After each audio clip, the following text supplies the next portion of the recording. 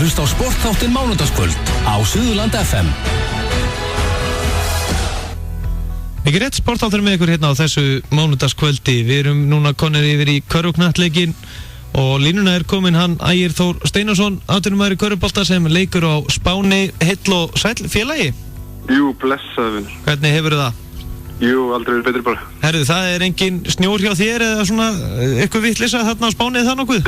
Nei, ekki núna undanfarið. Þessi vika er búin að vera ansi heit, sko. Það er búin að 18 stigi hiti og glampandi sól alla vikuna. Það er samt sem aður búið að vera, það er búið að vera smá svona, maður er búin að vera smá abbó út í hérna snjó. Það vera, já, ég segi að það vera alveg til að búið til snjóhús og snjókalla í smá stund. Það var ekkert slæmt, sko. Nei. En ég kvart ekkert yfir þessum hita. Nei, nákvæmlega. En þú spilar á Spáni og hvar ertu staðsettur á Spáni? Ég stattur svona nokkur norðarlega. Borgin sem ég er í heitir Burgos. Hún er einhvern 2 tímum norðan af Madrid.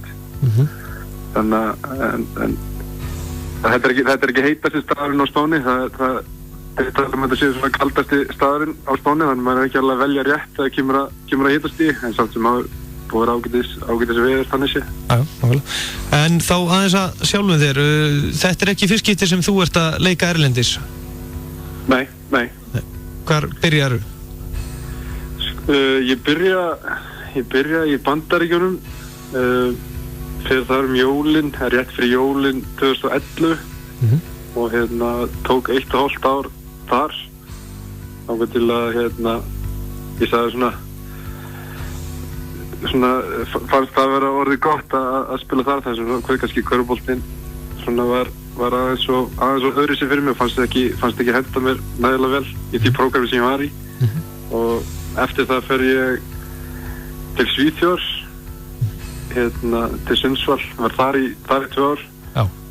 Og já, svo árið eftir það kem ég heim í KR og svo seint á tímabilinu fyrra þá sem að segur það að vera smá Júdas og hvað í KR rétt fyrir úrslitakeppnina og sen hef ég verið á Spáni síðan þá. Já, það hafði nú ekki áhrif á KR þannig að þeir kláruðu þetta?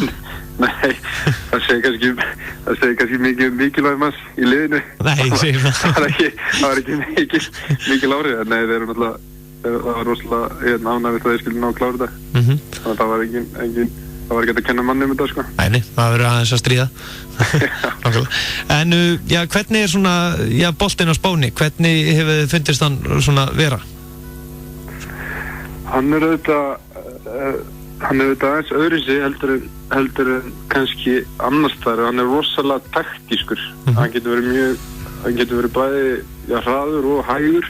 En það er rosalega mikið lagt upp því hvernig við spilum sóknarleik. Það er ekki mikið áhættur sem eru teknar. Það er mikil ægi í sóknarleiknum. Þannig að því leit er hann öðruvísi og svo er þetta bara kannski, ef maður miðar kannski við Ísland og kannski við Svíþjóð líka, það er meira stærri menn. Það er meira, það er meira að vera postið upp og þannig að þetta er aðeins þyngri bolti, sko. Já. Þannig að þetta var kannski, þú, Ragnar, var það ekki með þér úti í Svíþjóð? Jú. Og þetta er kannski ágætt fyrir hann að vera á Spáni að berjast við einhverja jafn stóra? Algjörlega, sko. Algjörlega. Ég held að reynir miður að leiðeldan skildi þurfa að fara frá því liðin sem var bara skiljanlegt, sko, en það er búið að gefa honum rosalega mikið að vera að æfa bæði á móti mönnum sem eru, bara jafn háir og hann og að spila á móti þeim og í þeim leikjum sem hann spilaði þá sá maður hvað þessi deild henta hann vel, sko. Já. Þó svo að það var mjög leiðilegt hvað var það bara spilatíma og það er sem bara erfitt að stjórna því sem ég venn bara spila meira.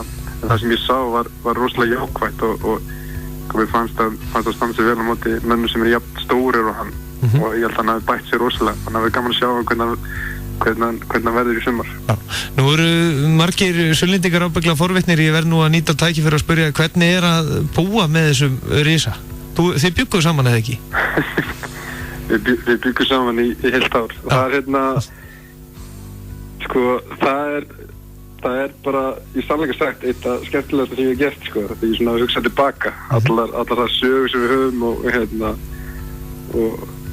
að fá að vera með þessum að fá að eiga tíma og greina hann að risa í heilt ár var algjör forréttindi sko. Og við erum óbúslega nánir síðan þá. Við erum alltaf verið í góðu sambandi, ringjum reglulega einhvern annan og við miklum tíma saman sko. Þannig að þetta var öðruvísi en óbúslega skemmtilega. Og svo mætist þið það ekki einu sinni á þessu leiktímabili, það var, já þið bara byrjuðu beint að skjóta hvort annan hjá Karvan.is. Já, það má mögulega segja að það hafi gengið þessu langt sko. En já, það verður að vera smá kynningar, þetta ekki skemmtilegt nema að segja að það var kynnt í meðlum sko. Þannig að þetta var, já það var líka auðvitað gaman að fá að hann kom hingað og við spila á móti hverjum, þannig að það var mjög skemmtilegt sko. En þá að þínu félagi, já þið eru bara búin að vera í bullandi toppbaráttu eða ekki? Jú, við erum búin að vera, við erum að byrja tímabilið ekkert sérstaklega vel en það hefur verið á góður stígandi svona mitt tímabil hjá okkur og við verið þarna í efri sætanum bæði svona rokkandi á milli þess að vera í fyrsta sæti og svona detta niður í fjórða, þannig að það reyndar rosalega jafnt þarna uppi, þannig að hver leikur skiptir rosalega miklu máli og það kannski mjög leiðilegt að við ekki vera að klára okkar leiki svona undanfari til þess að reyna að tryggja okkur þetta sæti því að það er bara markmið okkur og klúbbnum að bara að klára þessu deild og við höfum mannskap í það. Þannig að það er mjög skemmtilegt að vera partur af því að vera í toppbaráttu og vonandi ná að klára það. Já. En já, þú væntanlega fylgjast svolítið vel með boltanum heima, þú ert eða ekki uppalinn Fjölni? Akkurat. Já, kannski við byrjum aðeins á fyrstdeildinni, þar sem þitt félag er að spila, það er náttúrulega ekki mikið leiki sem þú nærð að fylgjast með, en það er svona, hvernig líst þér á fyrstdeildina? Það sem þú séð?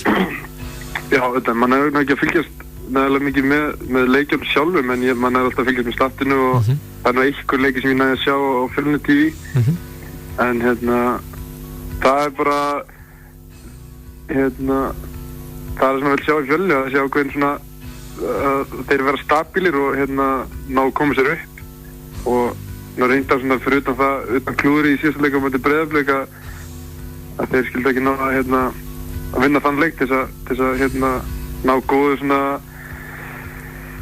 kannski með góð meðbyr fyrir útleikjumna en þeir eru svona mikið púður í það, þeir eru komið 2 kanna og þeir eru með þétta mannskap fyrir fyrstöldina, þannig að ég held að það verður gaman að fylgjast með þeim í útleikjumni. Það verður rosaleg útleikjumni. Það verður hrikalega jafnt. Ég held að þetta verður mjög erfitt verkefni fyrir þá. Er einhverjir að félögum þínum sem voru í yngri flokkunum ennþá í Fjölni? Kannski ekki í yngri flokkunum sem ég spilaði með, tæknilega séð, en leikmenn sem maður spilaði með í meistarflokki og þú veist, og verið í kringum öll þessi ár, þannig að það er allir flesti leikmenn sem maður þekkir mjög vel bara sem maður lítill. Já, árgangurinn ykkar í Fjölni, 19. Þið voru svakalega sterkir. Já, við vorum mjög sterkir og vorum í rauninni bara nánast taplausir upp alla yngreflokkana nema fyrir svona aðeins seinna árið en við áttum rosalega gott rönn sem lið og maður kannski hugsa tilbaka sko, þó þetta séu yngreflokkar sko, þá var rosalega það er sjaldan sem maður er part á liðin það sem er rosalega mikil fókus að vinna hvern einasta leik og svona að vera ósjálfsökskir og leggja hart að sér á æfingum og vera einbyttir, það kendi manni margt sko. Hvaða félög voru svona oftast að eltast við ykkur á sínum tíma í þessum árgangum? Ég man að Haukar voru mikið þarna þeirra árgangur, bæði Haukur Óskars og Emil Barja voru í þeim flokkum. Svo voru Skallagrímur var líka, svo sameinustu þeir Skallagrímur og Snæfell voru það líka.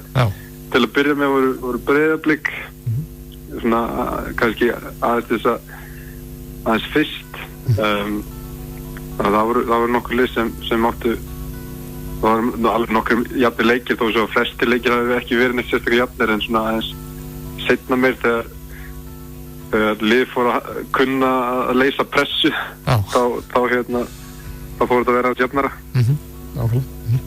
En þá að dómarasdeild karla, hvernig þú væntanlega nærðu að fylgjast aðeins meira með því, hvernig finnst sú deild vera? Hún er aðeins skipt náttúrulega, það er náttúrulega þessi efstu þrjú lið sem ná að halda sig með fyrir toppinn.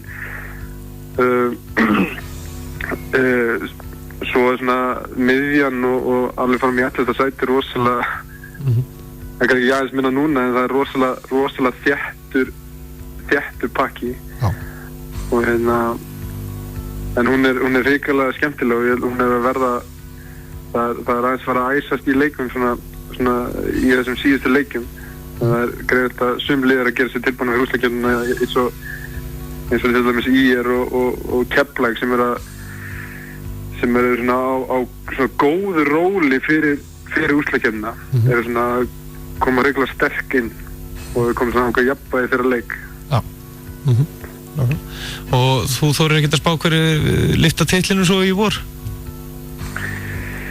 Já, það er kannski auðvitað að segja. Ég held að ef maður ætti að segja eitthvað þá myndi maður auðvitað að segja KR, en ég held að þeir eru alltaf að segja að það sé að þeir sé spilundi getu, en þeir eru bara ekki að spila betur en þetta. Þeir ná hins vegar að klára alla jafna leiki, en ég held að þessi titill sé ekki alveg bara sé ekki öruggur fyrir þá. Þeir þurfa að spila vel í seríu og leið og liður farin að skáta á vel, þá verða þeir að spila miklu betur en að gera akkurat núna. Nákvæmlega. En áður en ég slepp þér þá er ég að spyrja þig, svona slag þín hjá landsliðinu, þetta er mikil samkeppni eða ekki? Þú væntanlega ætlar að gera tilkallið ekki í lokahópinn á EM í sumar? Já, maður væri galinn en maður myndi ekki gera það. En maður veit að maður mögulega fara á Eurobasket 2017 og ég held að það verður gerðslega aflagt í það að koma sér í hópinn og eiga sér hlutverkar. Ég held að ég veit nú ekki hversu stór æfingahópurinn er, en ég held að allir reyna að skvísa sig inn í þann hóp. En já, það verður aflagt í það. Það var hrikaleg samkeppni sérstaklega í þessum stöðum, bara í pointkaststöðunum er að hrikalega margir leikmenn sem eiga séns að komast í hópinn. Þannig að það verður æft vel og